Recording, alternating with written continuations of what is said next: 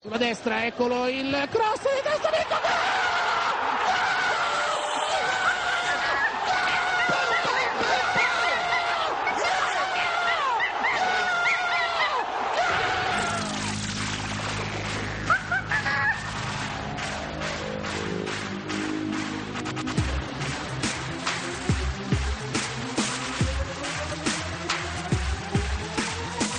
Listening to Basically a Sports Show. Follow us on Twitter at Basically Sports. Subscribe to our podcast on iTunes. And download every episode and more at basicallyasportshow.com. Now here's your hosts, Zach, Greg, Mike. And you're listening to Basically a Sports Show.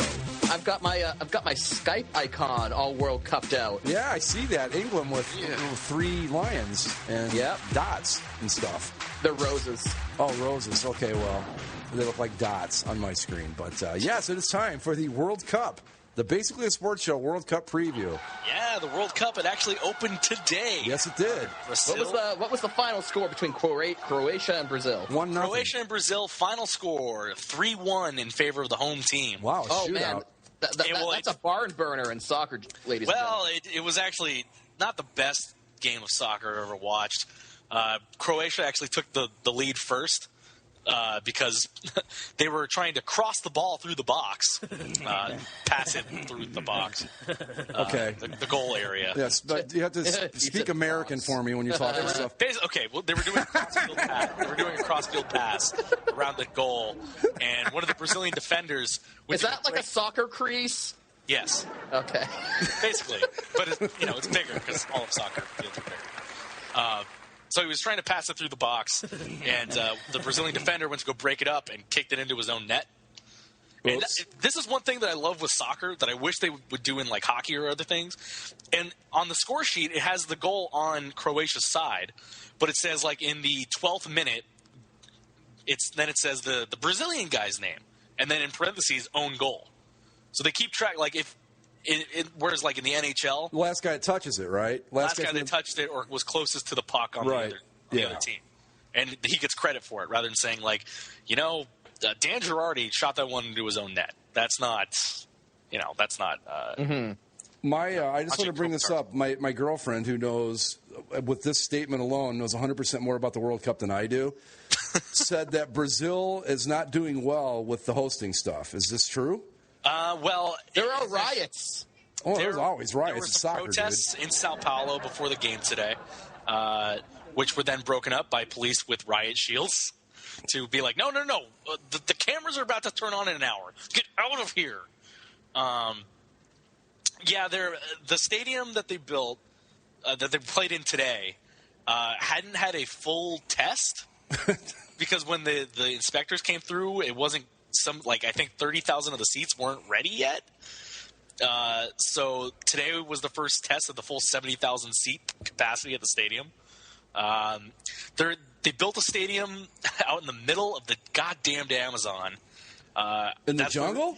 It's in a city called Manaus, which is at the confluence of the Amazon and Black rivers. I think that's what the other river is. Nice. It's basically where the Amazon gets huge, where the two rivers meet up and it gets to its widest point before the delta. And it's not completely accessible by roads, so all the building materials had to be shipped up the river. And so the games there are supposed to start this weekend, or maybe even tomorrow, but I think Saturday.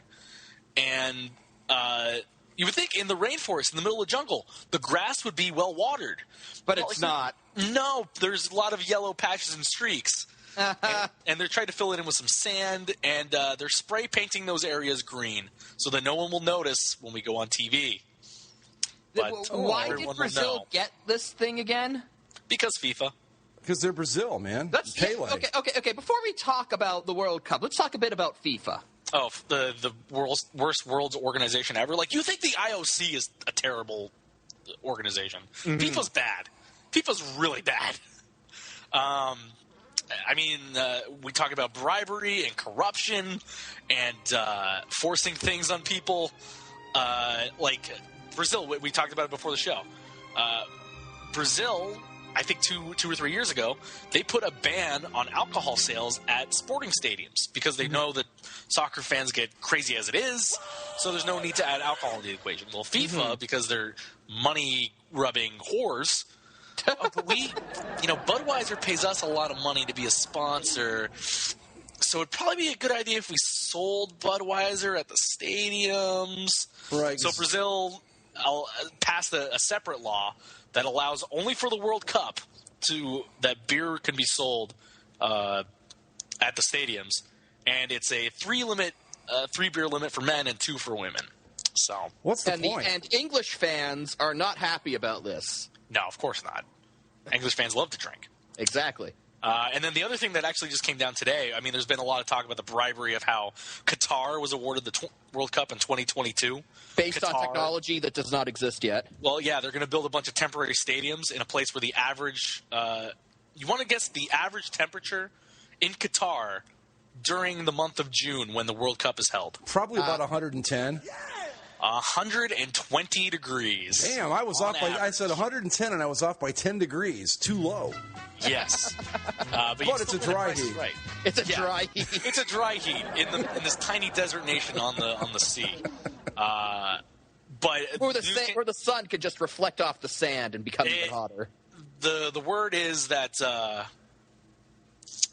FIFA has apparently asked the U.S. Soccer Federation to be ready in case if when they in case players die on the field.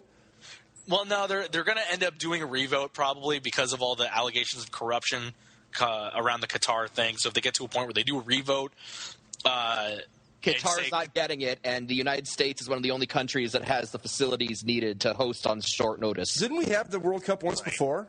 94, I think. Yeah. Wow. And did anybody care? That World Cup, that World Cup still holds all the attendance records. Get out of here. Yeah, that World Cup was also the thing that spurred on the creation of Major League Soccer, if I remember correctly. Well, because that was part of the conditions for us hosting the World Cup. Because, FIFA didn't want to hold the tournament in a place that didn't have a domestic soccer league. So part of the deal with us getting the World Cup was you have to make a domestic soccer league. So we made MLS, and now we're here. And then you shared it with Canada, which annoyed FIFA. Right. FIFA likes the leagues to stay in one country, and of course, and because it's like can't. I think that's Canada the reason. Could have its own league, I guess, but there's just not enough places. No, why would? But why? The reason, the way I worked it out is that if it really came down to it, if you took the 3 Canadian MLS teams and combined them with the 3 Canadian NASL teams, then you could theoretically put together a Canadian Premier Soccer League. Right, and then you could scrounge together some teams in like Saskatoon or something. Hey, Kitchener-Waterloo United. Woo! Sure. Saskatoon, baby. What? What was your question? I don't remember. Saskatchewan United. But yeah, FIFA is a. There you go. If any of you haven't seen it or heard it, John Oliver, he used to work for The Daily Show. He now has a show weeknight or Sunday nights on HBO. It's a called news show. Last Night This Week or something like that. Last Week Tonight. Yeah, exactly. He did a 13-minute disintegration of FIFA. It's really good if you get a chance to look at it. I have a link here that I can get to. I remember a story back from the last World Cup where essentially FIFA held the Ivory Coast hostage. Maybe. Like they held a country hostage surprised me. over the World Cup. Like, yeah, it was only the Ivory Coast. I mean, it's not that impressive. Are you talking about South Africa? No, it was the South African World Cup, but not the South African team. It was the Ivory Coast team. Yeah, I mean, if they'd held, say, I don't know, Australia hostage, that would have been impressive. Well, Ivory Coast is a well-to-do West African it's all right, nation. but it's small is what I'm saying. I mean, they have their a decent army, soccer team. Yeah, but I'm talking about their army and stuff. Are you talking about the team or the country, Mike? Team. No, the team. Well, the team, but like they held the government of the country hostage. Like, yeah. There was like a civil war going on, and like FIFA was like, if you guys don't end this civil war, then the Ivory Coast national team can't play in the World Cup. Oh, that's but you know what? I like that. That's good. Did it end the Civil War? It did. Well, there you go. See, so soccer did do something good. Both sides came together over their love of soccer. I just want to point out that there are always a lot of questions why soccer hasn't caught on any more than it has in the U.S. I think just listening to what we've been talking about the last 10 minutes could probably give you a pretty good idea.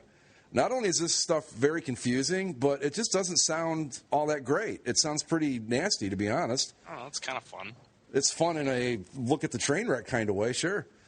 But anyway, let us discuss the actual tournament. Yes, because I have found my favorite team and my favorite player. Well, Mike or Greg's going to take the easy way out and pick a tournament favorite, but I have a question. My favorite player isn't on my favorite team, so no, I didn't do that. Okay. No. No. Well, here's my question for you guys. Okay. How do you want to do this?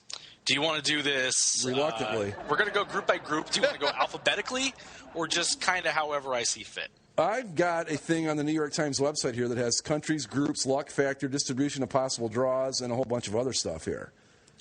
Well, that's I'm just going to go along with Zach. He seems to know what he's talking about. Right, because I have no idea what I'm talking about. We'll just go group by group alphabetically. Or do you want to start with the United States first? I don't care. We're going to go alphabetically. Do it however you want. You're the soccer expert, so you take. Well, okay. We're going to give you the reins on this bad boy. Take it home. I know a fair amount of soccer. I would say infinitely more than I know. Okay. Same here. So we're going to start with Group A. Okay. Can I list the teams? I have them here. You can do it. Mexico, Croatia, Brazil, Cameroon, and that's it, right? Yeah. Okay. Brazil, Cameroon, Croatia, and Mexico.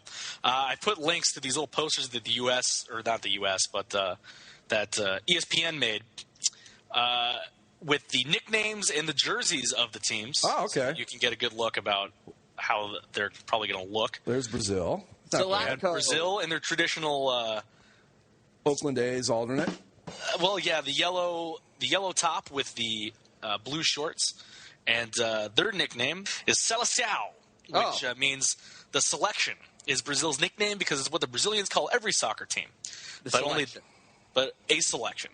But the national team is the Seleção. Ah, okay. Brazil is also known as Canarinho, which means little canary, due to the team's bright yellow uniforms. Brazil, of course, the host country, has won the World Cup 5 times, more than any other nation. And they're England's famous. only 4 away from tying that record. Yep, Brazil is known for their athletes with one name. Yes, and this is fucking beautiful. They have greats like Pelé and Ronaldinho, and this year they have guys like Hulk and Oscar. There's a Hulk? Hulk, yeah, well, he's huge. Hulk, Oscar, and Neymar. Neymar's a star. He scored 2 goals today for Brazil. And, of course, it's funny when they were listing off the starting lineups, they were like, we have all the Brazilian stars. Hulk, Oscar, Iron Man, Neymar, Captain America. And up front, there's Fred. Fred. Tell me that is not the greatest thing ever. Just Fred. That's his name, Fred. Fred, the soccer player.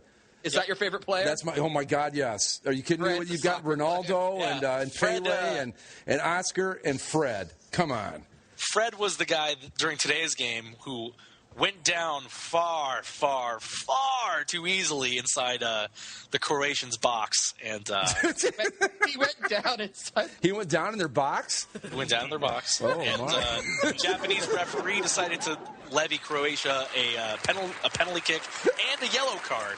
And that was the goal that broke the tie today. So Fred did something good then, or not? Well, Fred was a little flopper today. Well. He looked like he got shot. This Mexican guy looks like he's about to give me the Hitler salute. Well, let's move on to Mexico. Mexico, of course, are friends to the south here in the El Tri, which is... Wait, where am I here? I'm still on Brazil. No, wait, hold on a minute. What the fuck? Hold on. I'm sorry. There's Croatia. Okay, I'm sorry. I'm lost. All right, go ahead. They're there. I got you. Yeah, I'm El Tri, Mexico. The nickname, of course, honors the country with the 3 different colors. It's a shortened from El Tricolor, which is, of course, the name of the flag: green, white, red. Mexico has had an interesting qualification schedule. A lot of turmoil, a lot of ups and downs. They've gone through like 4 or 5 different coaches. They had to qualify through a playoff where they just manhandled New Zealand, the poor Kiwis. Oh. Boo! And so Mexico. I like their jerseys. Those are badass. The lightning bolt Yeah, things. it's kinda cool. I'm not a big fan of the lightning bolt. I like the lightning bolts. I like them. I do too. You can get Brazil jerseys at TJ Maxx right now, folks, just to throw that in. You can get most countries' jerseys at TJ Maxx. Yeah. I'm looking for Ireland, but I don't think they're even in this, are they? No, Ireland didn't make it. They were in the last one. That was a big deal. Well, I have They didn't picked my make team. the last World Cup. Did we talk about the Indomitable Lions yet? We're getting to them. Okay, I'm sorry. I'm Cameroon. confused. Cameroon, baby. Cameroon, the Indomitable Lions, their nickname. You see their jersey with the green jersey, red shorts, with the African tribal pattern on it. Yeah, but it looks like they have a little... Puma basically has a stranglehold on all the African nations, and so they have these weird, spandex things on their traps up on the shoulders, and it goes down into a regular jersey, so you're going to see a lot of that. It looks like they're wearing a little Boy Scout scarf on their jerseys. That It's green really and red thing. awkward. Cameroon's nickname is a nod to the country's lion preservation efforts. In the wild and on the pitch, the Cameroon's lions are indomitable. Do they put now? You know what would make it fun is they just turn some lions loose during the game. That would be good stuff. I'd tune in for that. Yeah, Okay. Cameroon, they're a decent team. Probably not going to make it out of the group. Probably the weakest of the 4 teams in the group, so they're probably just happy to be there. I will throw in some of my own analysis here. Cameroon is in Group A. Yes. Their luck factor is 63, and their distribution of possible draws is about halfway through this graph that I don't understand. What does all that mean, Greg? I have no clue. I don't know what you're talking about. So I'll link you to it here. It's a New York Times thing. Maybe you can help me with this and translate it. We'll go through it. Let's see here. The 4th and final team in the group, as we mentioned, the team that played against Brazil today, that would be Croatia. Yes. Boo! And those badass. You're not a fan of the Croatians with their checkered jerseys? Yeah. No, not really. Croatia, they're called the Vetreni, which means the Blazers in Croatian, a nod to both the passion of the players on the pitch and the fans in the stands. And their snappy coats, the Blazers, get it? Croatia is also known as Bilic boys, which is a reference to the team's head coach, Slaven Bilic.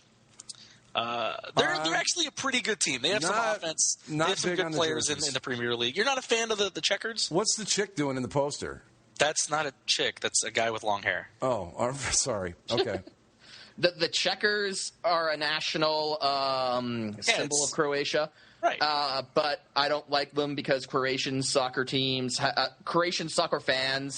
have a habit at hissing at Jewish players to simulate the sound of gas chambers. No. Yes, they do. That is some cold-blooded stuff, man. So, fuck you, Croatia, and you fascist assholes. poopy heads. Yeah. I'm with Mike on that. Fuck you, Croatia. And So, let me throw my analysis here. They're in Group A. Luck factor 88%. Not much of the graph. Okay. Do you have any? Do you guys want to lay down any predictions? I know you're really good at soccer predictions. I think. Who's playing in the thing? Yeah. Well, what are our matchups here? two teams advance out of the group into the knockout stages. Okay. My I picks, can do this. It's Brazil, and I like the way Croatia played today. I don't know if it's sustainable, although their best player is suspended for the first game, so he'll be back in the next one. But I think Mexico always seems to show up in the World Cup. I say Mexico, Brazil. I'm going Mexico, Brazil.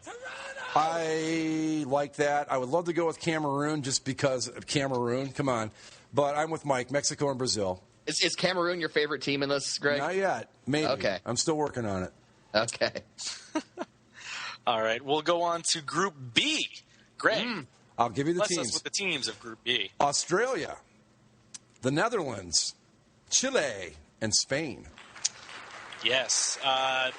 Chile, Spain, Netherlands, and Australia. This is the first time ever that 2 teams that played in the World Cup final 4 years ago have been drawn into the same group. Yeah, the Netherlands and Spain. Yeah. So this is one of the tougher groups out there. Really only tough because of poor Australia. They're probably going to get their doors blown off. We'll start with probably the favorites in the group, the Spaniards, or as they're affectionately known, La Furia Roja, the Red Fury. The Furious Reds. That's a cool name. I like Red that. Fury. The Red Fury, Spain's nickname, comes from two sources. La Roja, which is, of course, the national color because their jerseys are red. And La Furia, which describes its direct, aggressive, and spirited style of play in the 1920s. I like their jerseys. Fury. Nice, simple, understated. Nice. Yeah, red. That's pretty much every Spain jersey you've ever seen. It's red, it's got yellow accents, and it's got the same shield on it. The probably Spanish the Royal favorites to make it out of Crest. the group. Oh, the Spain's one of the favorites every year to be in terms of winning the whole thing conversation. The other favorite to probably make it out of the group is the Orange. Oh, now that's cool. The Netherlands. The Netherlands. Known for their all orange jerseys. Orange being the color of the Dutch royal family. Yes, it refers to the house of the old Dutch royal family, House of Orange, Nassau. The team's invention of a precise method of passing the main ball control, total football, also earned the Dutch team the nickname Clockwork Orange back in the Witty. Yeah. They have some great players on the team, guys like Robin Van Persie, Aaron Robin. Van Persie playing for my team, Manchester United. Aaron Robin playing for one of the best teams in Germany with Bayern Munich. Listen to Zach go. But over the last few years, the problem with the Dutch seems to be that they all hate each other. There's the Indiana Pacers of the World Cup, basically. Yeah, they all don't talented, but when you get them all together, it's just Yeah, at the last big major tournament, the Euro Championships 2 years ago, there was a lot of infighting, and when they ended up getting knocked out, Robin called Van Persie. He said something about him being a big baby or something along those lines. but okay. It's the Netherlands. Aren't they all high anyway? They should be. Should they all just be high, chilled out? I always find that funny. While the Dutch are probably the highest nation, they're also the lowest in terms of sea level. Yes, the levees. Yes. Incidentally, it's always a favorite war tactic. Whenever the Netherlands gets invaded, they bust the levees and flood the country. Yeah, well. You're not going to get this kind of World Cup analysis anywhere, folks. Actually, Anywhere. you know what? I'm forgetting something that I wanted to do in the first group. Do they have wooden soccer shoes? Oh, my God. Would that be the greatest thing ever? No, they don't. I guess I'll get to it after this. Well, I'll do it right now. Mike, since you're a history major, Yes. I was going to try and see if I could get one relevant or irrelevant historical fact of each country if you had one. Let's back up and do that, because that would be good. Okay. Yeah, let's go back to Group A. Any random historical facts about the country of Brazil? Yes. Brazil is one of only two nations in the Western Hemisphere that became a monarchy after declaring independence from their home country. Oh, wow. The United States, for example, they have their revolution, and instead of setting up a king of America, they establish a republic, and that's what most countries in the Western Hemisphere do. But both Mexico and Brazil achieved complete independence from their home countries, and both established monarchies as their first independent governments. Also, fun fact, Brazil, the only country in the Western Hemisphere that doesn't speak Spanish. No, they speak it's Portuguese. Yes. Portuguese. I even knew that. They speak some Spanish in Haiti? I thought that was all French. Oh, excuse Well, me, I forgot. well, I mean, but you know what I mean. I said that improperly, but Yes. Latin American country. Latin American doesn't- country, yes. Yeah. I guess you already mentioned Mexico in that one. So what do you got for Cameroon? Anything on? I've got nothing on Cameroon. Okay, great. Croatia. Any fun historical facts about the Croats? Yes, I do, Okay. actually. Kind of going off my previous mention of Croatia. Independent Croatia actually first existed during the 1940s as a Nazi puppet state. Oh. And was eventually... they eventually succumbed to the Yugoslav partisans who kicked the Nazis out. But independent Croatia got its start off as a National Socialist puppet state. Well. I have something on Cameroon if you want it. Oh, Sure. okay. More than 30% of the total population lives at less than $1.25 per day. That's depressing. And Cameroon has the tallest mountain in West Africa, Mount Cameroon. It's also one of the wettest lands on Earth with an annual rainfall of about 1,028 centimeters. Was the mountain named after the country or the country named after the mountain? Because I think either way, someone got really lazy on that one. I don't know. And also, the name Cameroon is a Portuguese word meaning river of pawn. So there you go. Good for them.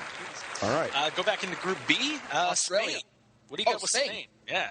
Okay, Spain. Random historical fact. Okay, Spain. At one point, I'm not sure how many people know this, but Spain was at one point legitimately, perhaps, the most influential country that has ever existed. Like. Spanish Inquisition. No, not even Spanish Inquisition. I'm talking later. Because, you look at the world today, it's like the United States is a superpower. Yes.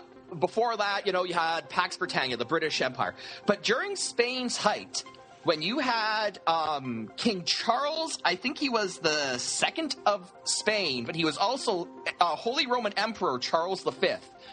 The Spanish Empire included everything included Spain, the Spanish colonial empire, as well as the Germanic and Central and Eastern European lands of the Holy Roman Empire. And as Holy Roman Emperor, Charles V could claim to be the supreme earthly ruler of every Christian on the planet. So at one point, Spain was the ultimate superpower of superpowers, and now they're just Spain. And can I throw something into that? Yes. Isn't one of the reasons they were such a superpower is because they had such a superior naval force? Is that true? That is true, but it was also their undoing because what happened was they got a bunch of money from their colonies in the New World, and instead of building ships themselves, they went to the English and paid the English to build them ships. Well, the English got really good at building ships, and then the English just said, oh, well, we'll build our own ships and fuck you, Spain, right. And then the British usurped them. There you go. But yes, at one point, Spain had a very powerful navy. It was broken during the Spanish Armada, where Spain attempted to invade England, and it did not work. And England took their ships that they built and said, screw you, Spain, we're kicking your ass. Yes, and then they sailed around Ireland, and then some winds threw them into Scotland, and then they limped back to Spain sad. See, and people say that you won't ever learn anything from our show. What do you got for the Netherlands? The Netherlands, actually one of the oldest republics in the world. It's a monarchy now, but it was established as a republic, and they declared their independence from Spain. In fact, in terms of countries declaring independence from European superpowers, the Netherlands precedes the United States by a couple centuries. Well. In fact, that was where that Dutch plan of flooding the country by breaking the levees first took place. They declared independence from Spain. The Spaniards sent an army to crush the rebellion, and then the Dutch opened the levees, and the water roared in and drowned the Spanish army, and then the Netherlands became an independent country. Should we talk a little bit about Amsterdam and just the weed and the district? Also fantastic pot brownies. Exactly. Okay, that's good. That's plenty on that. That's implied. Let's go back to South America and a team that a lot of people consider to be a dark horse, Chile. The slim, very slender country. Oddly shaped nation. Coast. Yeah, very, very slim, backed up against the Andes to its east with one of the driest deserts I think it's the driest desert in the world, in the northern part of the Atacama Desert. Where is Featured Chile? in the James Bond movie Quantum of Solace. Yes. And Chile, wasn't that Chile where the plane went down, or they were trying to get to Chile, the movie Alive and all that stuff was based on? I don't know. You guys don't know? It was a soccer team. I don't know what you're talking about. It was a rugby team. Rugby team, excuse me, yeah. You don't know about that, Zach?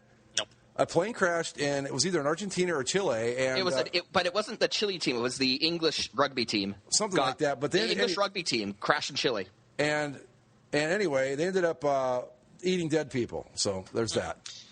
Chile, you're going to find some. Now that we're getting into these, a lot of these things start to repeat when it comes to names, especially in the Spanish-speaking countries. So Spain, you had La Furia Roja. In Chile, you have La Roja. because their jerseys have red shirts. Good for you, Chile. They're also made by Puma and pretty terrible. Because they have piping. Fun fact about Chile. Chile claims that they have the world's most handsomest flag, despite the fact that no contest has ever determined this. They just claim now it. I have to look at the flag. It's actually it looks like Texas. Texas, yeah, except the red extends all the way across and the blue is just in the upper left. Oh no, I see it. No, I'm sorry, and Mike's right. No contest has ever been held to establish this. Yep. So sorry. Yeah, no. There has never been a formal contest. The government of Chile just kind of says we have the world's best, most handsomest flag. Honestly, I'd put out of the 4 teams of the group, I'd put their flag fourth. Yeah. Brazil's got a pretty badass flag. Are they? They're not in that group though. No, they're in group A. Brazil's flag's weird. I'm gonna. Anyway. I guess Chile. They're an interesting team. I think they could make a little upset here. I'm not saying anything, but I think they could make a little upset. You think so? Because when I think of like South American powerhouses, I think Brazil, I think Argentina, maybe even Peru. Peru's not a great soccer team. Uruguay, but Chile, they've won the World Cup before. Yeah, Uruguay, but like Chile never really does anything. But that's why they're in perfect position. No one's expecting them. Nobody knows. Did anybody notice in their little poster that they're wearing Puma gear and Nike shoes? Well, it's individual contacts for the players. Okay. The players can wear whatever they want. All right. When it comes to they're not just shoes or cleats, they're boots, Greg. No, those are shoes. No, they're boots. Boots are laced up and go up past your ankle. Those are shoes. You've never seen short ankle boots then. They can get all pretentious about their kits and their pitch and their box and all that other stuff, but those are shoes. We're going to close out Group B with one of our English-speaking countries, the Socceroos, Australia. Oh, the Socceroos? My number two team. Australia's nickname combines the word soccer and kangaroos. I get it now. Socceroos. All right. I mean, you could name that for any Australian national team. Their hockey team is the Hockey-roos. Nice. Their cricket team, I'm sure, is the Cricket-roos. It's an Australian thing. They like their kangaroos in Australia. Yeah, yes, Australia, much better 4 years ago. Not as great this year. Come out of a very weak qualifying group. And they get to go up against 2 World Cup finalists and a dark horse team. So, you know what? Enjoy your time in Brazil, I guess. An interesting fact about Australia would be that when the current flag of Australia was chosen, it was originally red instead of blue. But they changed it to blue for unspecified reasons. It just sort of happened. This is better. What the stars stand for? I looked it up. It's a Southern Cross. It's a Southern Cross, isn't it on the New Zealand flag too? Yes. Australia, New Zealand. Australia and New Zealand have very similar flags. Both feature the Southern Cross, which is a constellation only viewable from the Southern Hemisphere. And apparently it's a big deal because it's also on the flag of Papua New Guinea.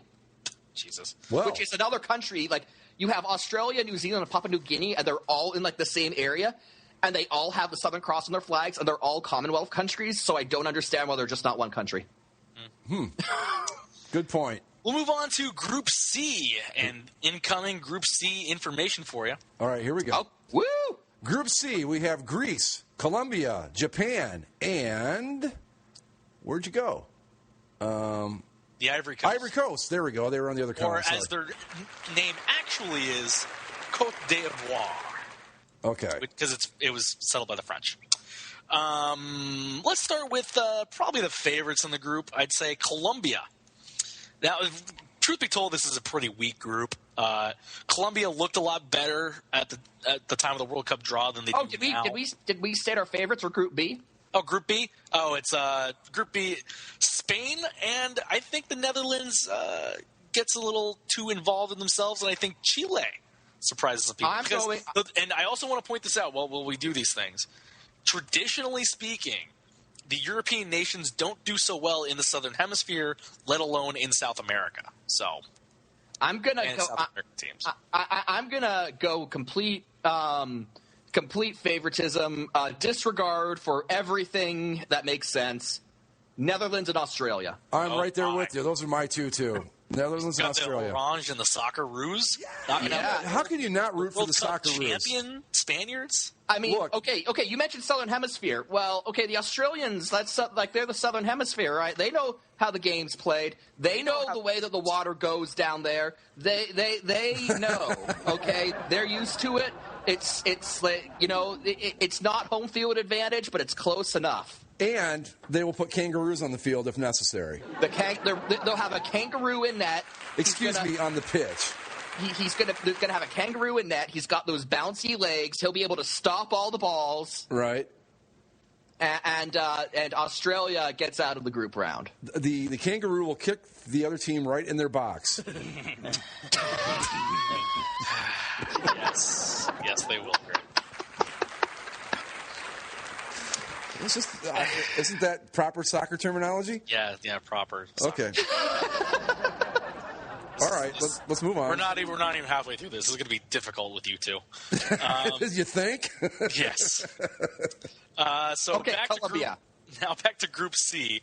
Colombia, as they are known. Where did it go? Colombia, come back to me. They are Los Cafeteros. Yes, the cafeterias. Which loosely translates to one who makes or drinks coffee.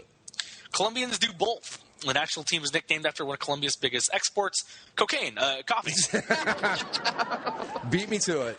Cocaine, or Colombia, sorry. Los Cocanos. Also famous for killing a player that kicked an own goal in the World Cup. Nice. So, there's that. That would make American sports a lot more interesting. I think they're easily the best team. Historical anecdote about Colombia is Colombia originally got their independence as the nation of Gran Colombia. The nation of Gran Colombia included present-day Colombia, Panama, Ecuador, and Venezuela. The other countries broke off over time, but originally that was all one giant country called Gran Colombia. Then they got in an argument over drugs and all split apart. It was probably over drugs and the Panama Canal. That was a big thing. Oh, yeah. Jerseys aren't bad. I like the sash. They're pretty... I do like the name, I have to say. I like Los Cafeteros. Los Cafeteros. I like that. I think that between that and the Socceroos are my two favorites at this point. Go Cafeterias! There you go.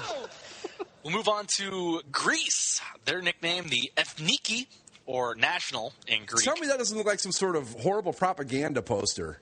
I know, right? The boxy Eastern European font. Yeah. That's Greek. Yeah, that is all Greek to me.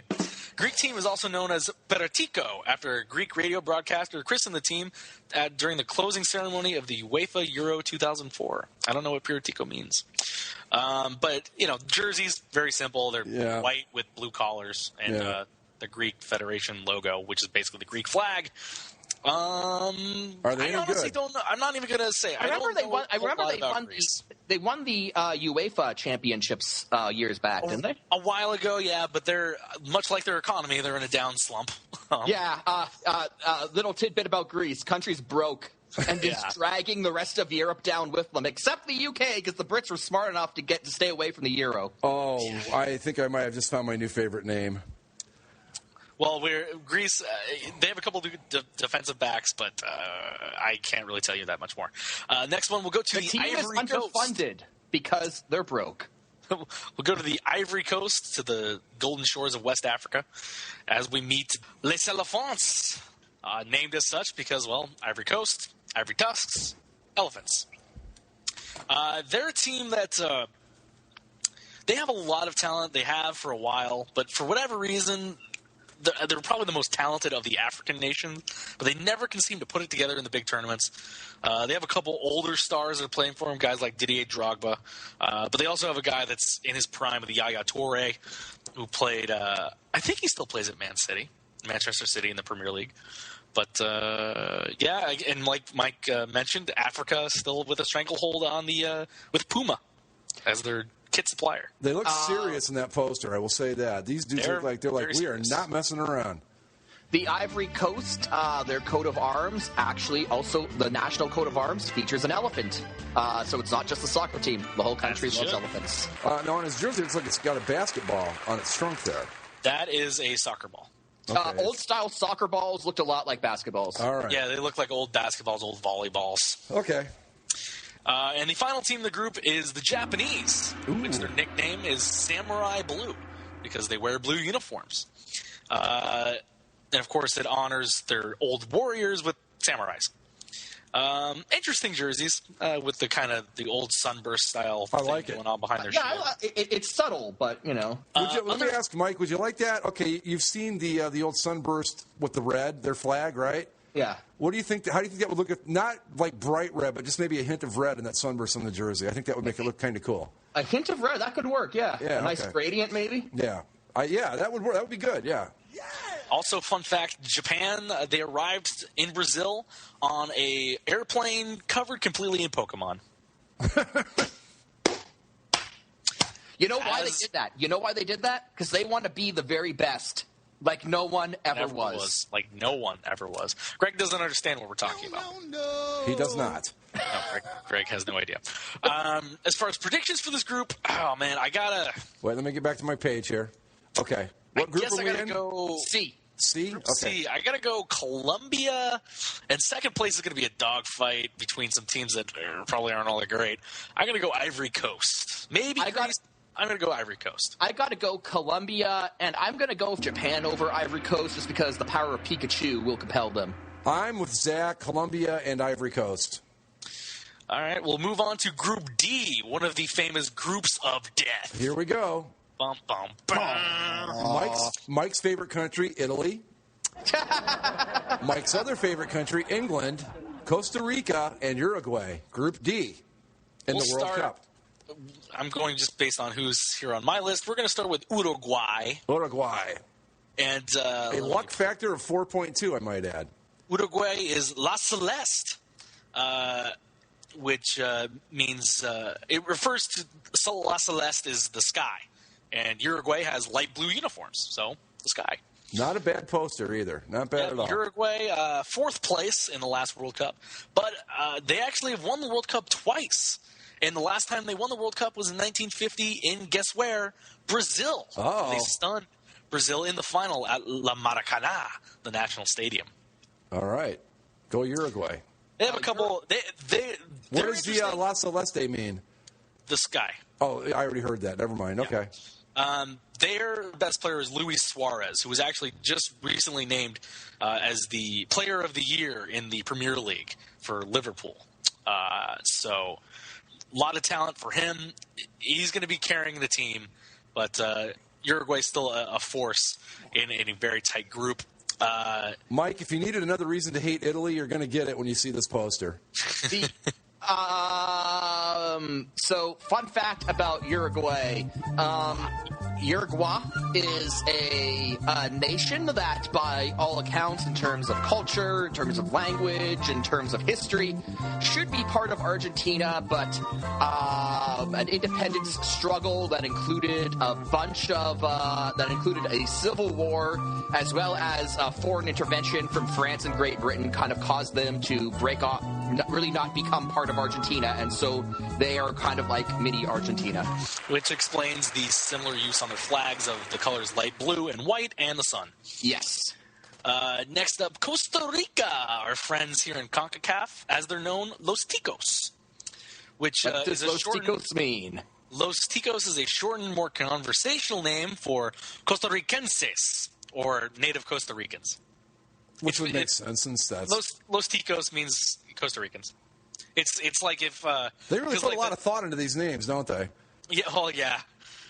I mean, the thing is, though, with all these soccer countries, for the most part, these are their sport, you know, and so they represent their country to the world abroad. Like, you're never going to think about the Costa Rican baseball team or anything like that. So I would. Los Ticos. They're a very scrappy team out of CONCACAF. They actually were the second-place team behind the U.S. and forced Mexico into the playoff. Well, congratulations to England for having the worst poster of the bunch so far. We'll move on to our English-speaking former... Oh, yeah, well, anything about Costa Rica, Mike? Costa Rica does not have a military. Oh.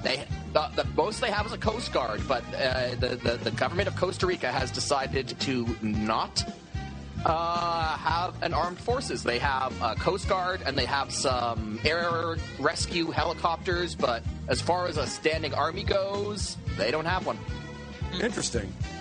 At all. And now for our former colonial masters. God save our gracious queen. Also known as the Three. Long live our noble queen. All right. England. The Three Lions. England's namesake refers to the country's rich history going back to Richard the Lionheart, the King of England from 1189 to 1199. The Three Lions that appear on the national team's crest also appear on the Royal Arms of England. Now, I want to show you guys this diagram because it basically explains how Britain feels about the World Cup all the time. Mm-hmm. Why is this not? Mike, do you think you might have an interesting fact or two about England that you could tell us? Well, here's the diagram. Basically, the Telegraph, the big newspaper over in UK, they made a Venn diagram of all the teams in the World Cup, and they have three different circles: one with no hope, one with high hopes, and one with the dark horses. And England is in all three. And England is the only country in the middle of all three because that's generally the way the English people feel about their soccer team. They have high hopes, but they also think they're going to do terribly. But they think that since they're going to do so terribly, maybe because they're thinking about them being so terrible, they're going to be a dark horse and no one's going to see them. But if everyone thinks they're a dark horse and they have high hopes and they should win, but if they have high hopes, then they're probably going to lose. And it goes in this endless cycle of death that England, the basically represents England and soccer. The best thing I can say about the best way I can describe England is that they're kind of like the Chicago Cubs of international soccer. They're a team with a rich history. You look at their roster and the players they produce. They produce a lot of great talent, but they just can't win. They won once, 1966. They won the World Cup in Germany, but they have not been able to do anything. Something always ends up happening to them. And they are like the Cubs. And in terms of interesting historical fact, there's so much I can say about England, but I'm just going to go back to what Zach said about the three crests dating back to Richard the Lionheart. That's actually incorrect. There is enough evidence to suggest that the three lions go back all the way to William the Conqueror, the first king of England. All right, there you have it. England, as far as their actual chances, they're in a group of death. It's going to be a tough go for them. But I think they can make it out of it because they have a lot of young talent, a lot of dynamic young talent, something that they're not used to having, and a new coach in Roy Hodgson, which I think can really push them. And their luck factor is only 15. And, England has a lot of bad luck. Also going with England again with the crest, that royal crest that England uses as their emblem dates back to at least 1066. You could probably push it back further to the old Dukes of Normandy, which formed the basis of the modern British royal line. Point being, this is a logo that goes back to 1066, so if anyone suggests changing it to get with the times, you're an idiot. No one I mean, we talk about the Yankees NY having tradition. This is some tradition. Yeah, this is what, like 900 years, right? Yes. No, hell, more than that, 1,000 years almost. We're almost getting to 1,000 years, yeah. Yeah, so, well, see, but you know that there's going to be someone out there that's like, England really needs to modernize. Lights out. Yeah, well, him too. But yeah, it'd be like, well, they got to modernize. Let's let Nike take care of England's logo.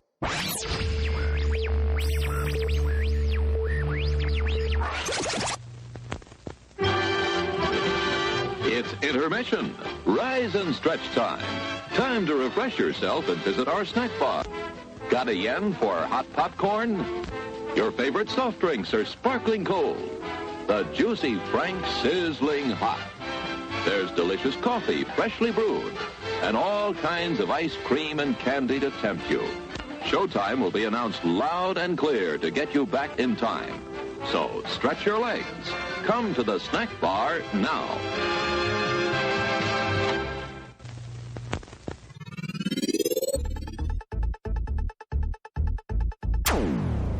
Our friends in on the boot, the Azzurri, the Italians. Cheaters. The Azzurri, Mike's favorite country. The Blues. Even though blue, not a part of the national flag of Italy. That'll go to my historical fact of Italy. Yeah.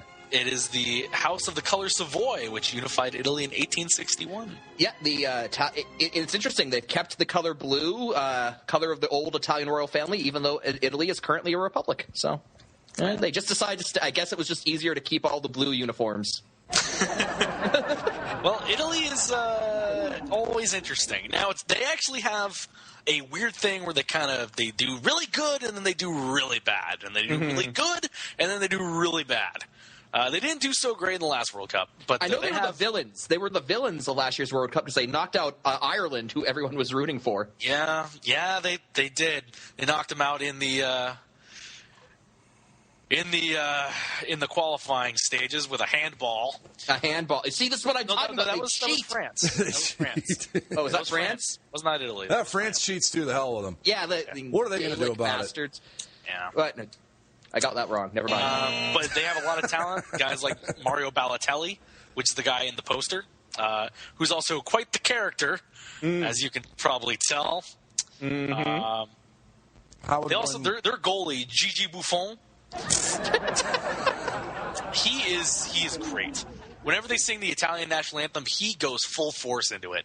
He sounds like a fashion model. Well, he's actually not. He's not a decent, not a bad looking guy. What's his name? Gigi Buffon. Gigi Buffon. He sounds like a lead guitarist from an old '80s hair metal band or something. He's been their goalie for a long, long time. He either sounds like a male model, or he sounds like he should own a line of purses. Gigi Buffon.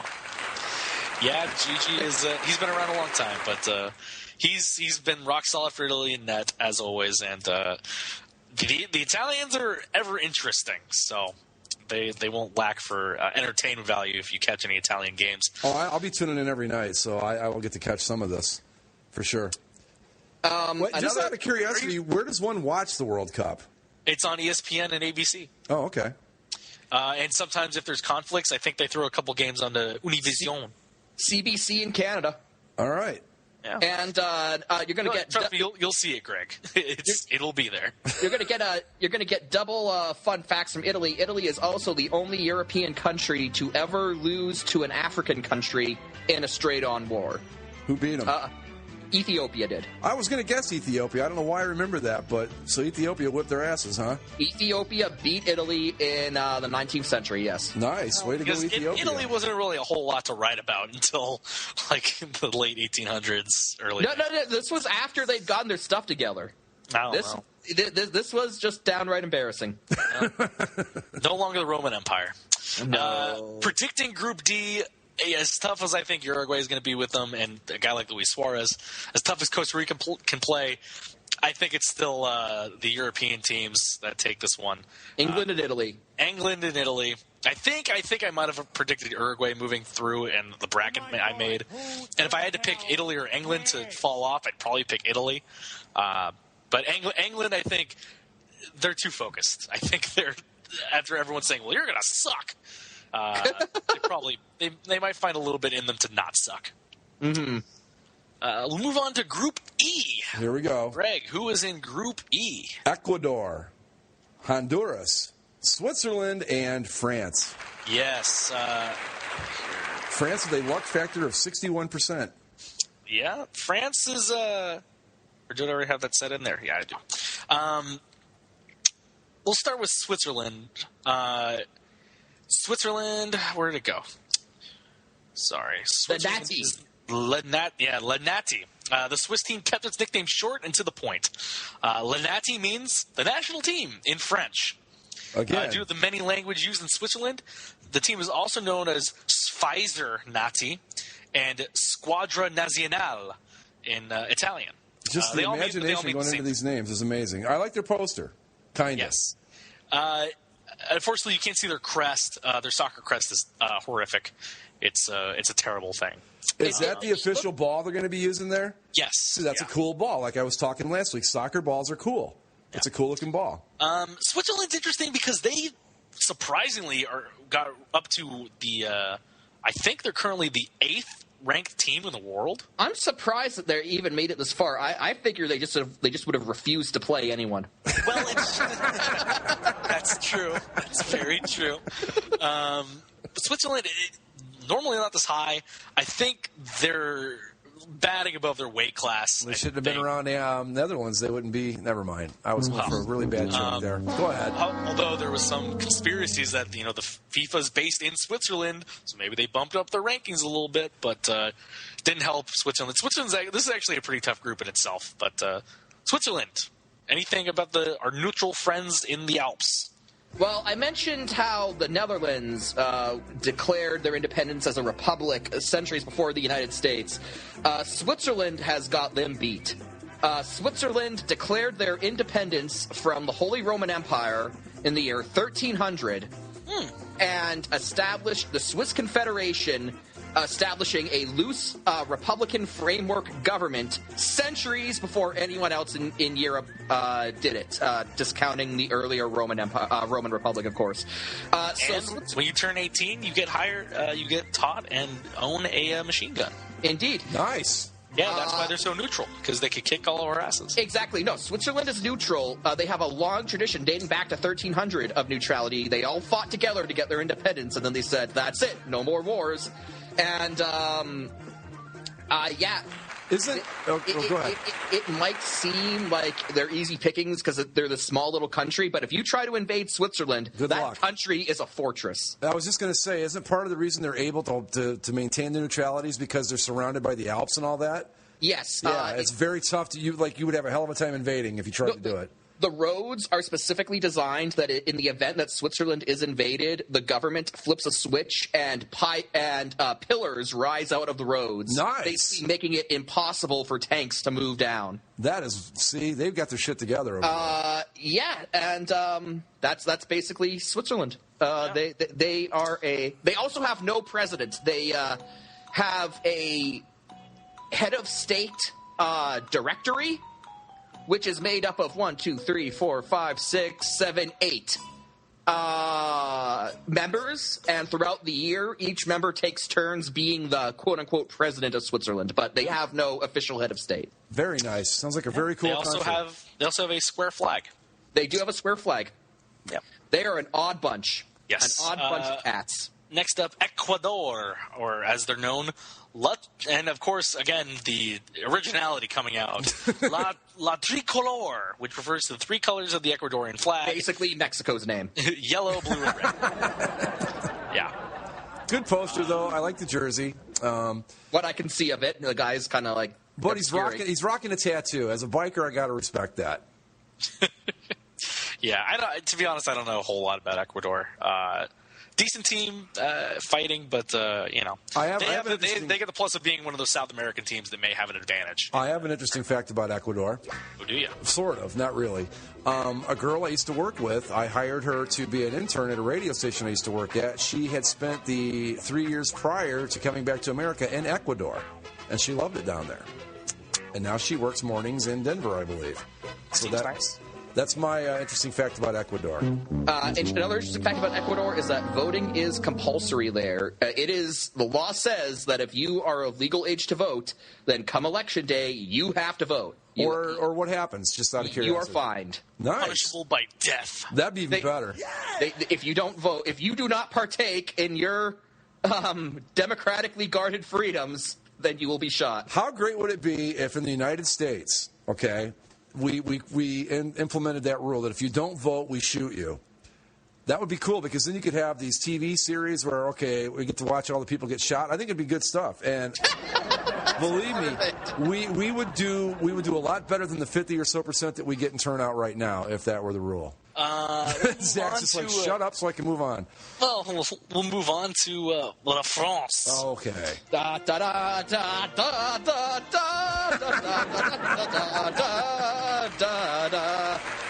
France, here, they have a rooster on their jersey. Mm-hmm. Le Coq.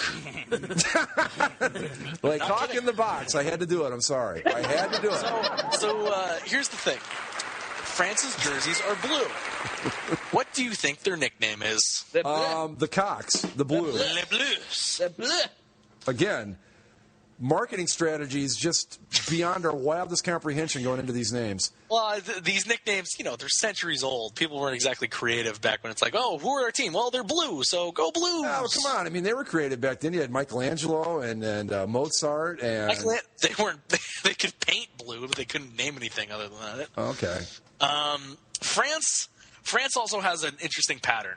They are also one of those teams that does really well and then does really terrible and then does really well and does really terrible. Oh, and look at them trying to look so tough in their poster here. Well, in the last World Cup, if people remember, they basically had a mutiny in the right before the game started because they didn't like the coach, they didn't like each other, they were just pissed in general, and they played like ass, and they weren't trying to hide it at all.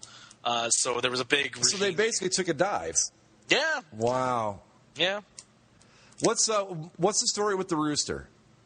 It is the symbol of the French Revolution.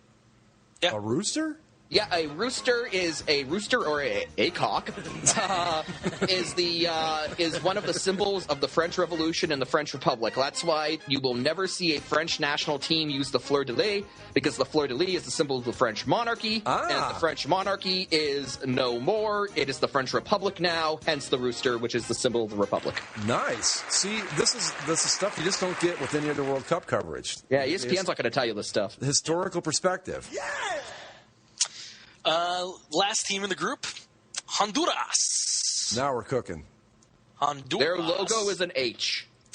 Their logo is just an H. La Catracos. Meaning? Is the name for native Hondurans. Derived from General Florencio Zactruk. It starts with an X. Who fought an American insurrectionist attempt to reintroduce slavery. Zactruk's men were called Zatruches, and which then became Catruches, and so on. Their uniforms are really boring. Well, Honduras doesn't have a lot of money that they put into their sports programs. And so you see that their jersey manufacturer is a company called Joma, which you'll probably never hear of. Their logo is simply just an H. And it inspires confidence, that name does.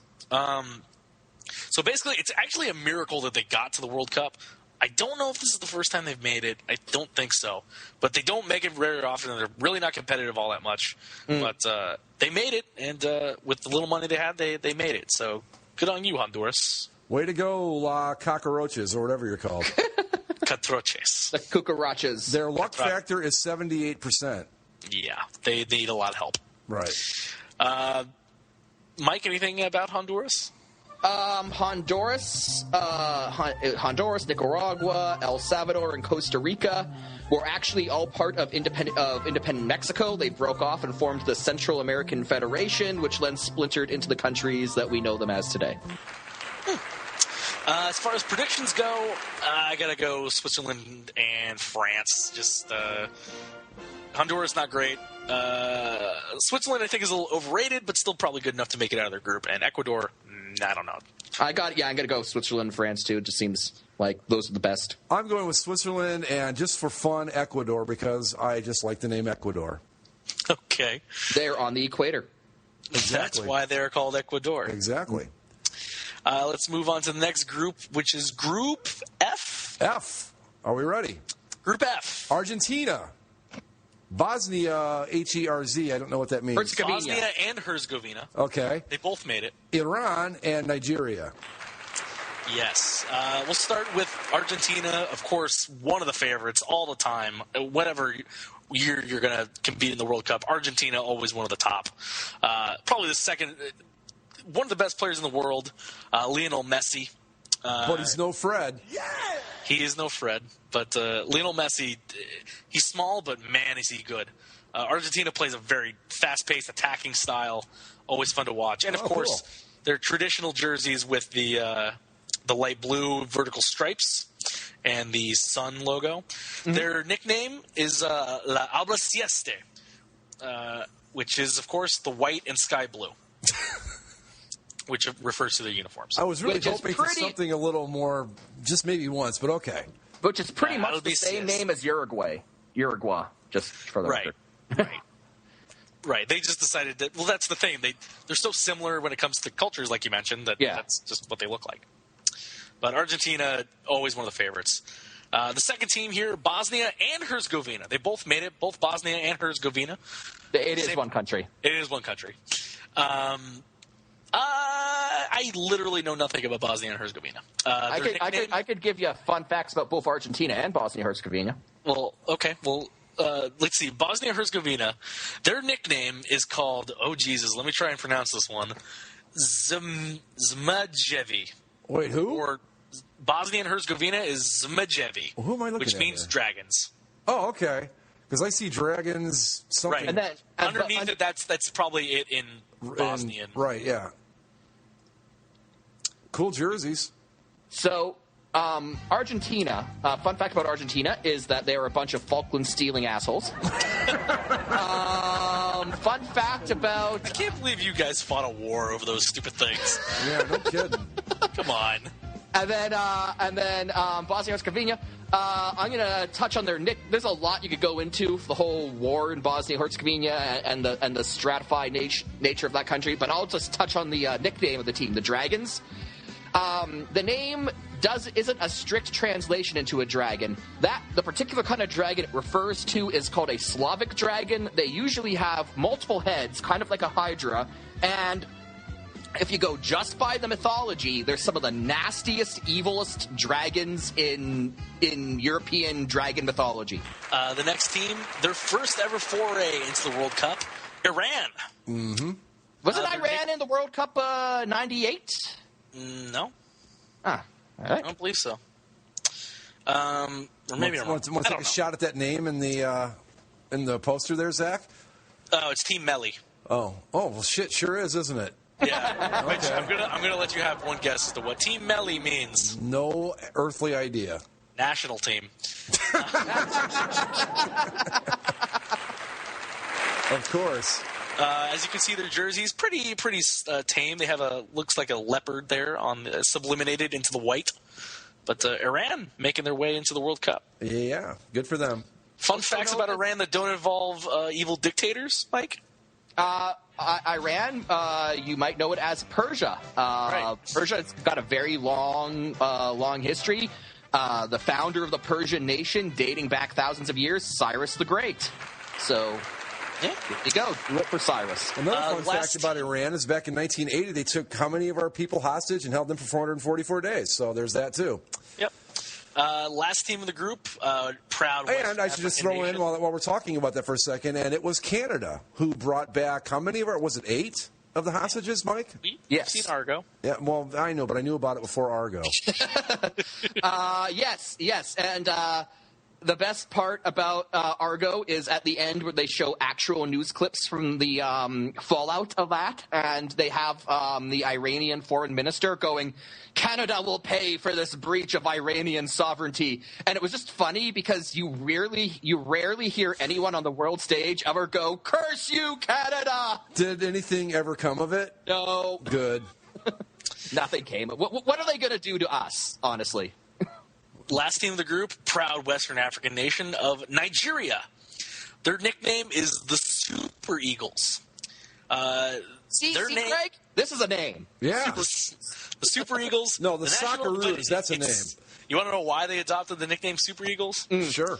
The national team adopted the nickname Super Eagles after losing to Cameroon's Indomitable Lions in the 1988 Africa Cup of Nations. They lost to a team that had a pretty cool nickname, so like, damn it, we need our own. And so they made Super Eagles. Can I venture a guess and say that their goalie is their star player because he is so prominently featured in the poster? Yeah, Nigeria actually lost in the last friendly before the World Cup to the Americans in Jacksonville last Sunday. Really? Yep. We actually beat someone? Yeah, we're good at soccer, Greg. Okay. I'll take your word for it. God. Hold on. Because you don't pay attention doesn't mean it doesn't happen. In my world, that's exactly what it means. Anyway, when it comes to the group, Argentina going to run away with this thing. And then the other three teams aren't great, but I'm going to say little Bosnia and Herzegovina. They're going to advance. I'm going to go with they have Nigeria. the power of two nations. I'm taking Argentina. I'm with Mike. I'm going with Nigeria as well. You just like Super Eagles. I do, and yeah. I want to see a rematch of the Super Eagles and the Lions. We'd have to go a little ways for that, I think. And then you could have like this really cool graphic where it's like, like you could have like CGI Eagles and Lions. Well, okay. Let's move on to Group G, the home of the land of the free and home of the brave. Here we are. Wait a minute. Before we do, fun fact about Nigeria. Fun fact about Nigeria is that they are currently, and it's not so much a fun fact, they are currently having a civil war between the government and an extreme Muslim sect which wants to kill all the university professors and believes that rain comes from God's tears. So, well, then I have to say go government in that one. Okay, are we ready for the Group G? Group G, land of the home of the free and the brave. We have Ghana, Portugal, Germany, and the United States of America. The United States of America. With a luck factor of 26%. We're a good team. We're going to start with probably the favorites in the group, Germany. Germany, of course, soccer power for a long time. I'm sorry, that poster, if I'm Mike, that poster makes me nervous. Well, their nickname is Die Mannschaft. That makes me nervous. Which, of course, in German means... the national team. The men's team. Of course, you see their kits. Interesting with the red chevron on the front, but of course the badge with that German eagle as always prominent on their left chest. That thing just has a little too much propaganda going in the poster. I'm sorry, but they probably didn't design it, I would imagine. No, this is done by some artist that ESPN contracted. Okay. But it's just easy to kind of portray everything that you need to know. Are they pretty good? Germany is always very good. Okay. Now, Germany this year is interesting. They actually have a lot of injuries going into the World Cup. So they were perceived as being the favorite in this is, again, one of the groups of death. Germany always ranked highly, but they have some injuries in their midfield, could make them a little susceptible, especially when one of the coaches, ours, is a German and knows the way Germany plays soccer very well. But Germany probably the favorite. Die Mannschaft. Next up is Portugal. Oh, you didn't want to ask my fun facts about Germany? Well, I mean, there's plenty of fun Mike, give us a fun fact about Germany. Do we have fun facts? Are they facts, or are they just fun, or are they facts? German history is kind of a long story of militarism and... Okay, no. Mozart was German, and, we all like him, and congratulations, Germany, on Mozart. Yeah. Yep. Next up, we got Portugal, as they're known, La Seleção de Quinas, which, of course, if you remember from Brazil, it's Portuguese. Seleção means the selection. Das Quinas is selection of the shields, which refers to the 5 shields and the 5 dots within each shield of the country's flag. Mm-hmm. You see the coat of arms there on the chest of what most people... It was Cristiano Ronaldo, who won the Ballon d'Or, or the Golden Ball, as the world's best player this last year. Mm-hmm. Cristiano also is known for having a very beautiful wife and being, let's say, he's loved by the women. He's very in shape. There's a box joke in there somewhere, but I'm just going to let it go by. Here's the thing with Portugal. Portugal's pretty decent, normally. The problem is there are a bunch of guys and Cristiano Ronaldo. He's the best player in the world, and he carries the team. But every time they get to a big tournament, Portugal doesn't ever seem to really do much, and neither does Cristiano Ronaldo. And that they kind of go hand in hand in terms of their results. And he's battling a little bit of tendinitis in his legs. Be kind of like what? Give me a comparable player. He's like Kobe on the Lakers over the last few years. All right. He's the guy. And if he doesn't do well, then nobody does well. He's also battling a little bit of tendinitis in his knee. He said he was fine. He played well in a friendly before they flew down to Brazil. But he actually got taken out of the practicing today, or as they call it, training. And what the hell is with soccer? Why do they have to make everything different? I don't know. It's just the formalities of Britishness. Okay. The pitch, the match. All that sort of crap. Training. And instead of are they healthy or not, it's is he fit? How is his fitness? So Portugal going to count on the fate of Cristiano Ronaldo. Mike, fun fact? About Portugal? Yeah. Portugal started the European period of exploration. European colonization was started by Portugal. They invented the navigational techniques that Spain, France, and England and the Netherlands would use. Am I wrong, or was Magellan not Portuguese? He was Portuguese. Okay, there you go. And he technically did not make it around the world, but his crew did. He died in the Philippines. Well, Natives murdered him. Okay. Next up, we have Ghana. My new favorite team. The Black Stars. No, Greg, you cannot be a fan of Ghana. Why not? Well, Ghana has knocked the United States out of the last 2 World Cups. Oh, well, okay. They are the mortal enemies of the United States when it comes to soccer. Yeah, but they look like they're having so much fun in their poster. Yeah, they're having so much fun. They have the tribal designs on their shoulders, Puma and their stupid template. Black Stars, of course, there's a black star on the Ghanaian flag. Makes sense. But yeah, Ghana as the team that has knocked the United States out of the last 2 World Cups. So the U.S. definitely has some motivation to beat the Ghanaians. And they are in our group again, right? They're in our group. We actually play them in the very first game on Monday. Well, you know what? I will make a pledge to basically Sports Show listeners. I will watch at least 10 minutes of that game. Yes! Okay. So that leaves us with our home and native land. Wait, Ghana, by the way, I believe.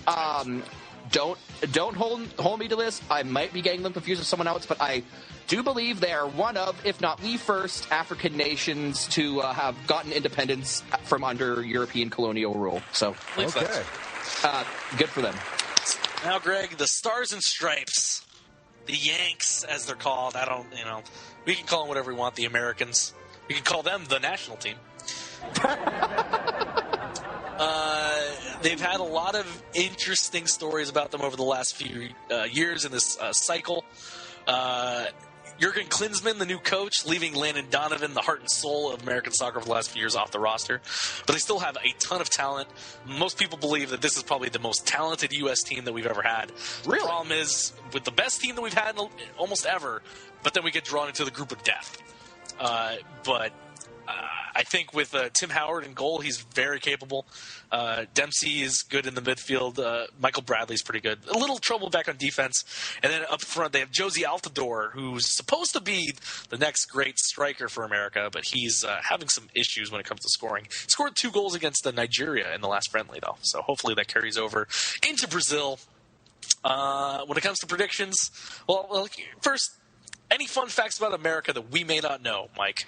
I bet she's got a bunch of facts we don't know about America. Fun fact about America. The first constitution of an independent United States, called the Articles of Confederation, included a amendment that pre-approved Canada for statehood. That's right. We were all ready to annex you assholes. You fought us off. The United States was like, they're British colonies in the Americas. Surely they'll come around. And we were like, oh no, that just seems too rude, eh? We have this thing going, right? And we have all these pictures of the Queen everywhere. So it just seems like it would be. She's on the money, right? So then we have to get new currency, and I don't know if we could just leave them like that. I mean, it's fine. It just wouldn't be right honorable, you know what, eh? So when it comes to predictions in the group, I gotta have faith in the men's national team, our United States of America. I think they will qualify, and I think Portugal relying too much on Cristiano Ronaldo will be their undoing. I see them and Germany moving out of Group G. See, this is interesting because, I don't see Portugal. But Ghana, man. Ghana. Dude, I got to be honest. When you told me the thing about Ghana and that there are the thorn in our side, I start thinking of like, okay, you got teams in real sports that can't get past the bump or like over a certain team. So I'm going with Ghana and Germany. Sorry. I'm gonna go. No, you know what? I'm gonna go with the United States, and I'm gonna go with Germany and America. You better not let me down. I don't want to see you go up against Ghana in that first match and then just completely crap the bed. I can't go against my own country. I'm gonna go with the U.S. and Germany. Yeah. Even the Canadian was going with. Here's the thing. Guys. I just think the U.S. is set up so well in this group because they have the motivation to go against Ghana, the team that's knocked them out the last 2 World Cups. And the poster they got Will Smith. That can't hurt. Will Smith. Which one do you think is Will Smith. Number 8. Yeah, That's number 8. Clint Dempsey. That's Greg. Will Smith. Whatever. Same thing. He's our best player. Is he really? Yes. Well, he looks like Will Smith, so that's got to be good too, right? He's white from Nacogdoches, Texas. Well, Nacogdoches, that's the same place. Okay, fun fact, that's the same place that Charlie Wilson was from, the guy that was behind getting all the funding that helped Afghanistan beat the Russians back in the 80s. Charlie Wilson's War. You got it. I see movies and learn history. It is a great movie. I thought anyway, it seemed like they left a little bit out of it, though, doesn't it? Like it just kind of all of a sudden just ended? Yeah, well, they couldn't fit everything. I suppose.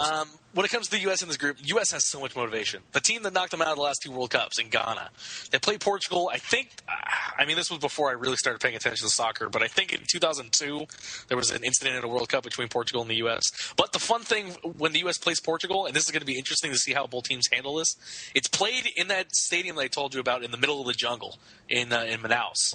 So we'll see how the conditions play there. And, of course, Germany with Jurgen Klinsmann as our head coach. Jurgen Klinsmann won the World Cup with Germany back in 1990. So he knows a fair amount about German football, or as they say, and how it's played. Let's move on to the final group so we can There's another get you guys group? out of here. There's one final group. Holy fuck. Group H. Oh, I didn't see. Okay, hold on. Okay, I got him. You ready? Mm-hmm. We have Belgium, Algeria, Russia, and South Korea. Belgium's interesting. Belgium has risen up the FIFA rankings when it comes to world power. And it's funny because everybody that's a soccer prognosticator is saying, oh, Belgium is the dark horse. Well, if everyone's calling you the dark horse, are you really the dark horse anymore? No. Belgium has a lot of talent. They're known affectionately as the Red Devils. And does that just mean Red Devils? That's it? Yeah. Okay, good. That's nice. But like that. it's different in the 3 different languages that are spoken in Belgium: Dutch, French, and German. But it all means Red Devils. The name was coined when a journalist called the Belgian squad the Red Devils after 3 "quote unquote" devilish wins in 1906, just 2 years after forming. Belgium, normally known for chocolate and waffles. Delicious waffles. I went to Belgium once when I was 13. We were doing a tour of Europe. And you know how in New York City there's hot dog carts and stuff like that? Mm-hmm. In the streets of Brussels, they have waffle carts. Belgian waffles that you can just dip in chocolate or sugar and take around like a snack. Okay. Delicious. Fun facts about Belgium. Belgium is a relatively new country. They've got a troubled history. You know how I mentioned that the Netherlands declared independence from Spain? Yes. Well, the southern provinces of the Netherlands actually stayed loyal to Spain, became the Spanish Netherlands.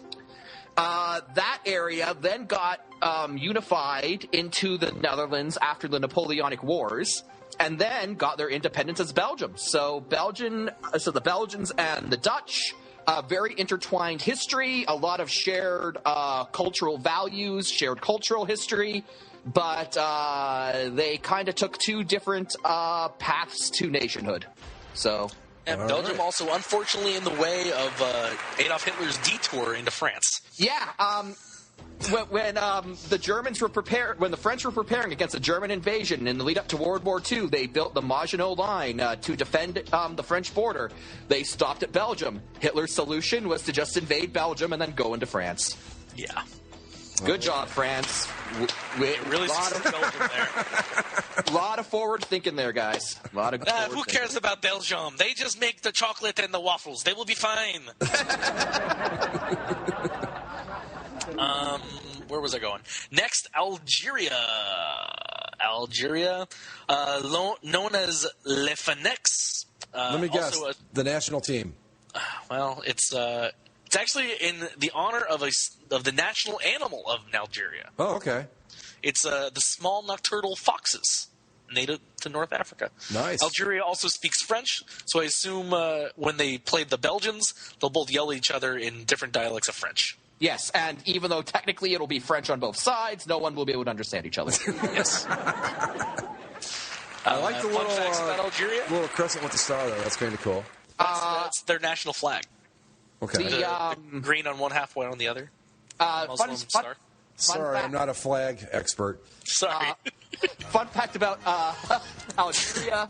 Algiers, one of the Barbary states that fought against the United States soon after America won its independence in the Barbary Wars. Of course, the U.S. first used the Marines. Yeah, the Marines. Zach with the big history score there.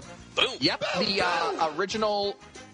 Everyone remembers the war against Tripoli, but Algiers was also involved. So Algiers, one of the first countries to declare war on an independent United States of America. Hey. Next up, Russia. Mother Russia.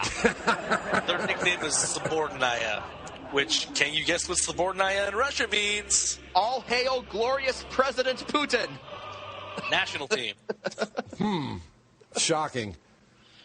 Yes. Russia, better than you would think at soccer. They've always been around. Like, they've never been a powerhouse, but they've always been good enough to make waves, if I recall correctly. Yeah. Not great, but hey, they're considering the group they're in, they could probably qualify. But they've got some good teams, and they're actually they made an interesting experiment here. They kind of pulled what the Russians did in the Olympics when it came to making their hockey team. Mm-hmm. They picked a lot of players that were playing only in the Russian league. How'd that work out? Well, yeah. But they have – I forget who their coach is. Didn't Ovechkin complain about that? Like, I remember Ovechkin came back and he said the problem is they pulled all of these KHL guys. Well, because they never play with the KHL guys, so it's stupid. But yeah, Russia, pretty good team. And then the final team in our 32-team field of this World Cup, as they're listed in – fun fact about Russia. Oh, fun fact about Russia, yes. Fun fact about Russia, the double-headed eagle, the symbol of Russia, was adopted from the Byzantine Empire, which was itself adopted from the Roman eagle, because when the Russian Empire was founded, the first Tsar of Russia, Ivan the Terrible, declared that Russia would be the third Rome. That's kind of worked out in the sense that it's just really big. It's really big, and they had an impressive empire at one point. So, you know what? Sure, you get to be the third Rome, Russia. Good on you. Well, the Soviet Empire fell too. Yeah.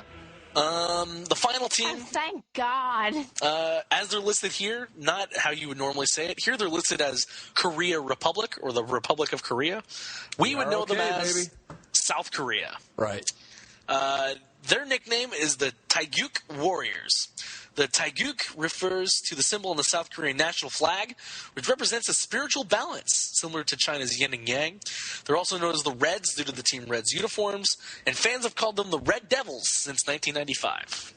I've always thought South Korea had a cool flag. Yeah, it's pretty neat. It's a traditional. And this is the fun fact about South Korea. South Korea's flag is derived from the flag of the Empire of Korea, which lasted for a pretty long time. I'm going to pull up the state here. Let's see, Empire of Korea. I'm cheating on this one because I can't remember the exact years. But yes, the Empire of Korea lasted from the year 1392 to the year 1910.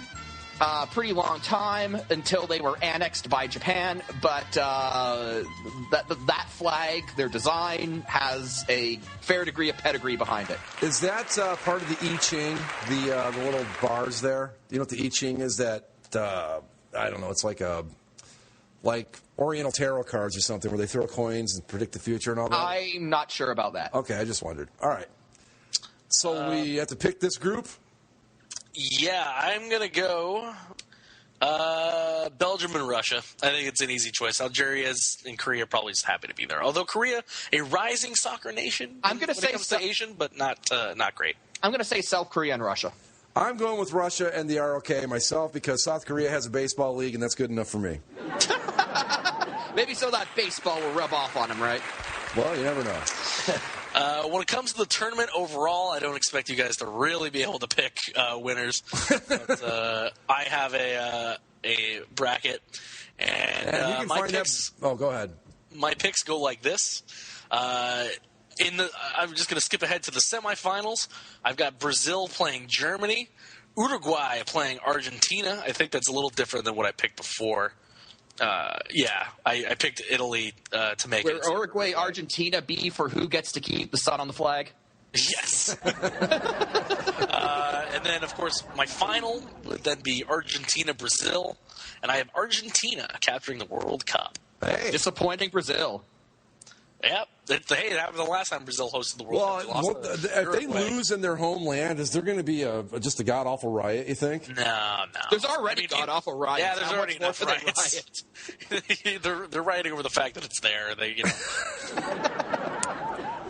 All right. Yeah. There you go. Basically a sports show World Cup preview. I can't really disagree with that. Given my limited knowledge of soccer, I know Argentina's a good team, so I wouldn't bet against them. I honestly have a few teams that I'm going to root for. The United States, of course. England, because I have a little English heritage, and their jersey is very comfortable to wear. It's a great polo. It is. We were supposed to pick you guys some favorite teams to watch in this World Cup besides your home nations. All right, I got mine. Greg, do you have your favorite team we have your favorite player? Okay, do you have a favorite nation? Favorite player is obviously Fred. Yeah. Yes. I have to root for the United States first. Okay. Yes. After that, my teams are in no particular order: Cameroon, the Ivory Coast. Who was the other one I saw that I liked? Ghana. No, not Ghana. Cameroon, Ivory Coast, and Nigeria, Super Eagles. Yeah. No, I'm not allowed to root for Ghana. That's right. So never mind. Yeah, just Cameroon and the Ivory Coast are my other two teams. Ecuador. West Africa. Ecuador. That was my other team. Okay. My home country didn't make it in because Canada is routinely terrible. You're part of the Commonwealth. We'll let you pick England. Commonwealth, England. Second team following that nice Commonwealth heritage, Australia. After them, the Netherlands. Toronto! Yeah, I got the U.S. and England almost always. I'm going to root for Bosnia because why the hell not? The Dragons, man. Bosnia and Herzegovina, both of them. I hope they both make it through. If just Herzegovina made it and Bosnia didn't, that'd be sad. Cameroon just strikes me as the Saskatoon of Africa. Just because they have double O's. Exactly. Hey, if you're looking for any kind of intelligent soccer analysis from me, you've really come to the wrong place. You've walked into Victoria's Secret looking for a socket set, basically. Well, there you go. 2014 World Cup. That's it. That was our World Cup preview.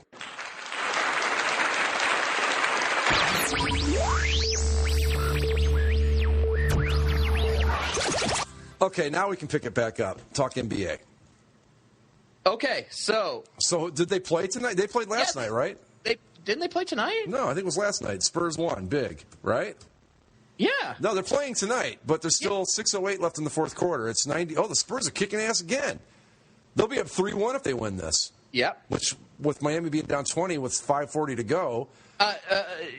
Should we touch on the fact that already there are rumors that the Miami Heat are going to make a push for Carmelo Anthony? Really? And just, I assume, continue their goal to just sign every basketball player? I don't think that'll work. Do you guys think that would work to bring him in? Here's the thing, though. If Miami, if they lose this game, which they're probably going to, the finals aren't 2-3-2 anymore. They're 2-1-1-1. Mm-hmm. The next game's in San Antonio. Oh, it's over. It could be over. Yeah, I mean, if they go down 3-1, I mean, I know that they're good and they're back-to-back champs and all that, but this is San Antonio we're talking about here. Yeah. They're going to close the deal. And if Miami loses, does the big three stay together? I don't think so. Do you think they all come back? Isn't LeBron's contract up after this year? All three of them have an option to get out of the contract. They can leave this year, but they're not up completely, but they all have options to go. But back to Carmelo Anthony for a second. I just don't know you'd have – I mean, it's a good move from a pure basketball standpoint because Wade's getting older and Bosh is always going to be a complimentary player. So you'd have LeBron, Carmelo, and Bosh basically as another kind of big three. So that's not a bad thing. But I just don't know that Anthony's going to be a guy that's ready to be basically the second banana with the Heat behind LeBron. Mm-hmm. That's my thing. I mean, if they all stayed together, but could you imagine that team with Carmelo on it? Oh, they'd be great. I mean, they're already great. They'd be great, but I think our wayward comrade, Andy, put it best on the Kramer boards when he said, if the Heat sign Carmelo Anthony, it's time to just pack up this NBA thing. Yeah. Basically. True. But we've talked about it a million times on the show. That's the way the game works these days in the NBA. Mm-hmm. Because you're going to every superstar is going to kind of pick their own place to go. And when Miami pulled it off with what they did with Wade and LeBron and Bosh, it set the template for how to do it, and that's just the way it's going to be. But I don't know. But what we heard is Carmelo Anthony said anything about this. No, as far as I know, he hasn't. No, he's not going to say anything about it. But there were a lot of people that were saying that it was a possible place for him to go, because I don't think he's in the Knicks' future plans. Yeah, I mean, he could be, but I don't know. I mean, the Knicks with the new head coach Derek Fisher, who makes more than Eric Spoelstra does, believe it or not. So does Steve Kerr. They're both have a bigger salary than Eric Spoelstra, who's coached. Been to the finals 4 straight times, won it twice in a row, and that just seems silly to me. Zach, you want to get a couple tabs in real quick before we wrap it up? Yeah, I mean, I had more, but I'm able to narrow it down to 2 if you need time constraints. Yes, we do, actually. So real quick, ladies and gentlemen, Zach's tabs. Zach's tabs! All right, take it away. All right, 2 things. First one, Rick Riley, longtime columnist, retired this week. Aww. So It's a shame what happened to him. It really is. Not that he retired, but he used to be so good. Yeah. And I don't know if you guys read him back when he was good, but when he moved to ESPN, he just got lazy. Well, when he moved over to ESPN, part of the thing that always made me kind of – Rick Riley always seemed kind of like a douche in the first place. Yeah. But he would plagiarize his own columns Yeah. when he didn't think people would notice, except it's the internet and everyone has access to everything you've ever written. So not to mention the fact that what are the odds that a Sports Illustrated reader would also go to ESPN's website? Yeah. I mean, but anyway, go ahead. Not too much there. There was a couple. He posted the last column on the 10th. Was it original? Yes, it was original. It was kind of nice. Then there was a lot of tributes from people and some athletes that picked out the best ones from him. Nothing too interesting. He was just such a great writer for a while, and it's just a shame. Well, I mean, he had some great ideas, like the one that they asked Peyton Manning what his favorite column was, and there was one where Rick Riley sat and watched an entire NFL game with a professional lip reader, and to try and read what people were saying on the sidelines. And so Peyton Manning said, as I said in the article, I knew my mom was going to be disappointed when the story came out based on what I was saying, but it was creative. Yeah. So sayonara, Rick. Yeah. Did we lose him? Mike, we might have. Are you still there, Mike? I'm here. God, how great is that we lost Zach right on sayonara, Rick? That's. This has been a shitty call all night. It's just been. Yeah, my recording keeps dropping. I have to keep hitting start record because. Yeah. Did we lose him again? I'm getting the dots. Why am I recording this? Hold on. We are experiencing technical difficulties. Please stand by.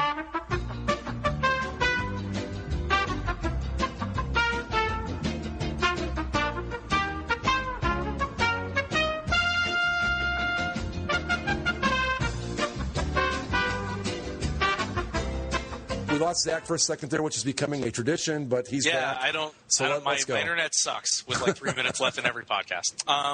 Last bit of news, kind of important. Tostitos has ended their sponsorship of the Fiesta Bowl. Yeah, I saw that. So there's nobody else has stepped up. 18-year association with the Fiesta Bowl. They're leaving to, quote, steer its marketing and growth strategies differently. Any ideas who should sponsor the Tostitos? Or sorry, not the Tostitos Fiesta Bowl, the Fiesta Bowl. Well, I think a natural pick's got to be Doritos, right? I mean, yeah, you got to think that's the. I mean, if they're keeping the Fiesta Bowl name, but see, it's Frito-Lay who owns Tostitos, and I think they also own Doritos. So. Does Frito-Lay own Tostitos? They might. I don't know. That's what the story says. Well, okay, then, so if we assume that all of the okay, how about this? Cape Cod potato chips.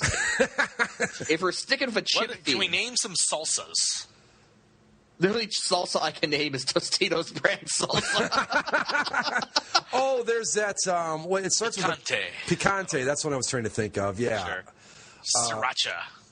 Yeah. That was actually a glorious tournament of victory entrant a couple years ago, wasn't it? Yep. Mm-hmm. Let's see. Other things.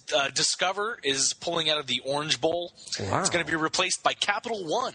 Okay. Well, so Capital One, in turn, is ending their sponsorship of the Citrus Bowl. So who's going to do the Citrus Bowl? Somebody's got it was the Capital One Bowl. It's going to probably go back to being the Citrus Bowl, and it's going to need a new sponsor. What do you think's going on here? Just the money getting too much for these guys? Not enough return? Because, a lot of these games, other than the Big Four, Well, there's another one here. Northwestern Mutuals announced back in May that it will become the presenting sponsor of the Rose Bowl, replacing Vizio. Wow. So as they move into the playoff system, all these different companies are changing hands. Well, that's what it's got to be, is the playoff system, because now with the playoff system, these secondary bowls like the Capital One Bowl and all that are going to be, not that they were ever meaningful before, but they're going to be less meaningful. They're going to be less meaningful, yeah. You're just not going to get the bang for your buck. Maybe that's what it is. That doesn't explain Tostitos just up and leaving the Fiesta Bowl. But. Yeah. But honestly, if this leads to the bowls getting pared down, I'm all for it. I mean, aren't they adding like 2 bowls next year too? Probably, in addition to the playoffs. I mean, I'm okay with a lot of bowl games, but we kind of hit the tipping point a couple of years ago when it went to more than half the teams, I think, were making bowl games. That's when it got to be too much. And does anyone really care who wins the PapaJohns.com Bowl? No, but the thing I liked about them was that a lot of times you just get really good, entertaining football games because you had a couple of evenly matched, like 7 and 5 teams going at it. They were fun to watch, but yeah, nobody cares. And the playoffs a good thing. I mean, I was against it for a while, but it needs to happen for no other reason than my Ohio State Buckeyes won't have to be humiliated anymore. We'll lose in the playoffs and won't have to worry about it. Somebody in this article, they also mentioned that we're going to lose, in all the bowls, they usually have a tradition, like the Orange Bowl, you get a basket of oranges when you win your final game. See, I think that's You're going to the Rose Bowl, you get the roses. We're going to the Sugar Bowl, you get those big things of sugar. Now that there's no more Tostitos, no one's just going to eat Tostitos on the sidelines, so what do you got to do? You give them a Fiesta, I guess. Give them a Fiesta. Fiesta hair salons. Come on, there's the perfect sponsor for the Fiesta Bowl. See, is there a sombrero company that we don't know about? When you get the bid to the Fiesta Bowl, you get your hair cut right on the sideline. I don't know. We have a final in Miami, 107-86.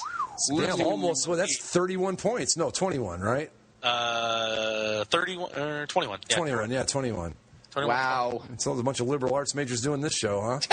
Yes. I'm going to college. That's why I took my math class in the second semester, so I don't have to do it anymore. There's my fine University of Toledo and Ohio State University education coming through. I'm like, okay, 107-86, that's what, like 31 points? I do that all the time. Like, is that a 30-point lead? I can't tell. I just don't know, guys. Yeah, but you know what? Ontario socialized education at work. Yeah, but Mike, other shows can't give you all the historical stuff that Mike gave us with the World Cup preview, so our math skills might not be the greatest, but if anything, we were educational today. Exactly. So are we ready to wrap it up, guys? I believe so. All right. I wanted to bring this up. We were talking about doing an all-movie show. And like you said earlier, Zach, we're getting into that time of the season where it's baseball and not a whole hell of a lot else. Yeah, well, I mean, we're going to have the Stanley Cup final most likely done by then, and it looks like the NBA final is going to be probably done by then, too. So anyway, we got baseball and the World Cup. Yeah, I was thinking that we could throw out this to the NFL listeners. Off-season activities? Well, that too, but we talked about doing a movie show and bringing on Jack from basically a geek show. I was going to toss this out to the listeners. If you've got like an idea for a specialty show you'd like to see us do, either hit us up on the boards in the Basically a Sports Show thread or send us an email at basically. You guys on your show, you do Public Movie Defender. Yes. Yeah. If you can think of any bad sports movies, there you go, that are on Netflix that are easily available for any of us to watch. Good idea. Suggest it, and we can watch it, and we can give you your thoughts on, I don't know, like The Benchwarmers, Slapshot 2. Ooh. Mighty Ducks 2. Have you ever watched Slapshot 2? I don't know if I could bring it. I yes. thought about it, but isn't there a Slapshot 3 also? There's Slapshot 3. Oh, God. Each one is exponentially worse than the next. But I feel like in order to fully appreciate how bad Slapshot 3 is, you have to watch Slapshot 2 first. Yeah. No, Slapshot 1, you're like, oh, this is a funny movie. And then you watch Slapshot 2, and you're, oh, God. And then you Slapshot 3 is, ugh. Isn't it Stephen Baldwin? Yes. I think so, yeah. The lowest tier Baldwin. It's not Alec, it's not Billy, it's not Stephen. Also, you know what? The Air Bud series. Oh, okay. MVP, most valuable primate? MVP. A friend of mine and I, a couple weeks back, had a spirited weekend. And to nurse a hangover, we watched Air Bud 2. I want to see the... Is that Golden Receiver? Yes, it's when he plays football. Yes. Is the most valuable primate, is that the one where the chimp plays hockey? Yes. I got to be honest. I'm gonna have a hard time not liking a movie where a chimp's playing hockey. I don't care how bad it is. If I can watch that chimp get out there and lace them up, man. Jerseys. Yeah. Yeah. If I can watch a chimp out there lacing them up, I'm gonna probably enjoy that. So, but anyway, but yes, if you got ideas like that or any other kind of specialty shows you'd like us to take a shot at, just send us an email at basicallyasportshow@gmail.com or hit us up on the boards or on our Twitter feed at basicallysports, et cetera, et cetera, et cetera. So, et cetera. And you can, of course, catch this show on iTunes, Stitcher, Spreaker, and on the website, basicallyasportshow.com. And that's it. I've got nothing else to say. See you guys. See ya.